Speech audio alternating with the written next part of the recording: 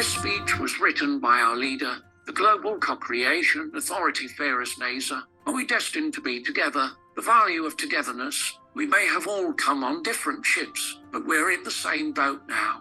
Fellow Toastmasters, distinguished guests, is it always good to bring people together? It can be time-consuming, costly, and produce a lot of noise. Is it even possible to bring people from different backgrounds and disciplines together?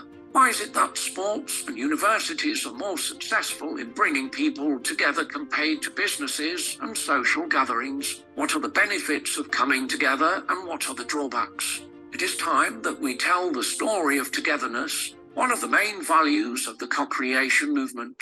Not every meeting will result in a tangible benefit, a greater sense of belonging, better feelings, or even a sense of entertainment, and maybe not every meeting's supposed to do that.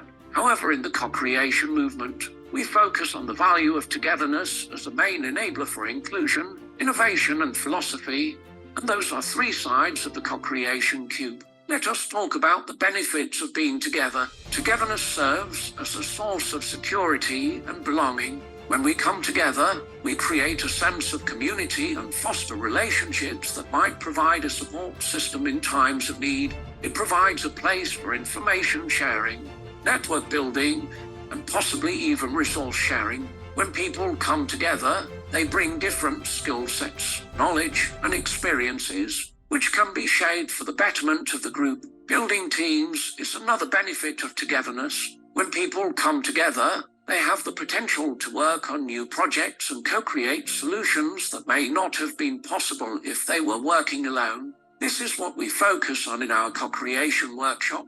The ability to come up with new solutions, leverage the network, and act as an intermediator for professional relationships. Finding new relationships is another benefit. Whether it's personal or professional, coming together provides an opportunity to meet new people and create new relationships. Finally, coming together provides an opportunity to learn new skills, specifically the informal skills associated with leadership, storytelling, entertaining guests, and more. Let us talk about the drawbacks of being together. There are some drawbacks in togetherness. Firstly, when you become associated with so many people, you may not have a strong relationship with everyone, which can be overwhelming and tiring. Some people feel that their privacy is being invaded through social gatherings. It's important to be respectful of people's boundaries and to make sure that everyone feels comfortable. Secondly, periodic gatherings may result in an increase in costs and waste of time. It's important to consider the costs and benefits of coming together and to make sure that it's worth the investment.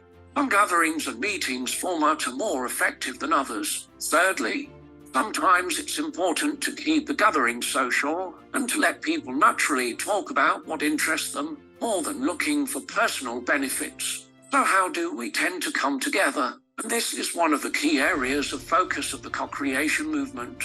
To find and to build effective social platforms where co-creation can flourish. There are various ways that people come together, from conferences to business meetings to casual social gatherings. But what's important is the platform that enables and encourages people to connect with each other. As Margaret Wheatley, an American writer and management consultant, said, "Without a platform, without a mechanism to connect us, we become random individuals whose efforts are unrelated to each other." Through our experiences, we have learned that social platforms play three important roles: intermediation, scaffolding, and leveraging. The intermediation role provides people with an opportunity to connect with each other in ways that were not possible before the existence of this platform. Scaffolding role involves having clear social norms and templates that make meetings effective, memorable, and enjoyable. For example, a potluck dinner where people share a plate of food and enjoy random conversations, or a trade exhibition where people display their products.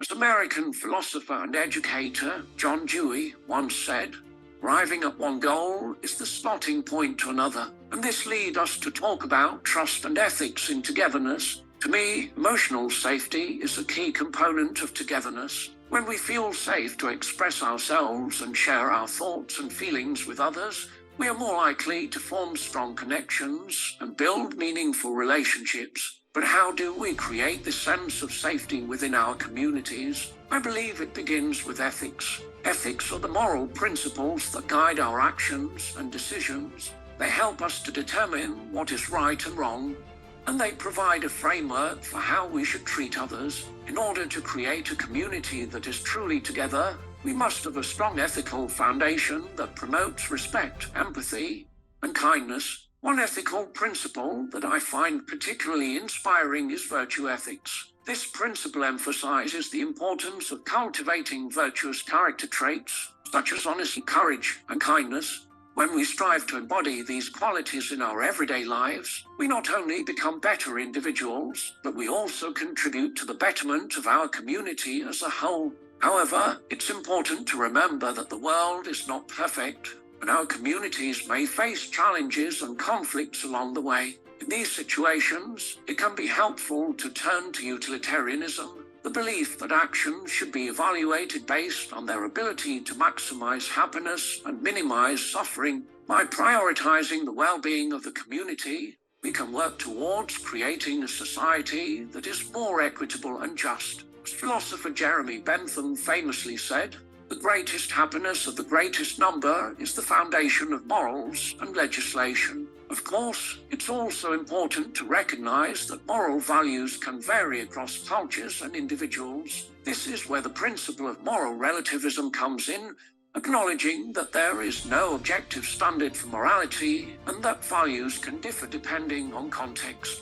It's important to approach these differences with an open mind and a willingness to learn from others. At the same time, we must also respect the privacy and autonomy of individuals. While we believe in working together towards a common goal, we must also recognize that each person has their own unique experiences and perspectives. This is where the principle of individualism comes in. We should celebrate and value the diversity of our community and recognize the importance of individual autonomy as we strive towards togetherness in the co-creation movement.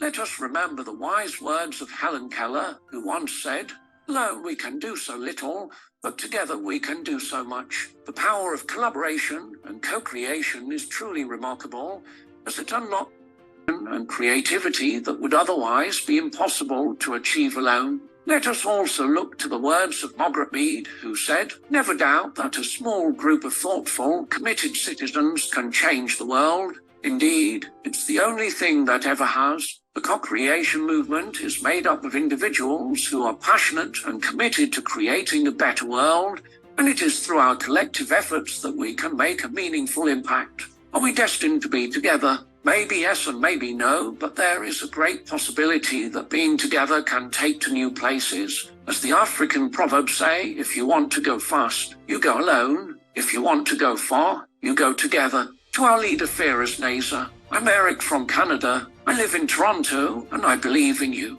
I support your leadership. We are with you.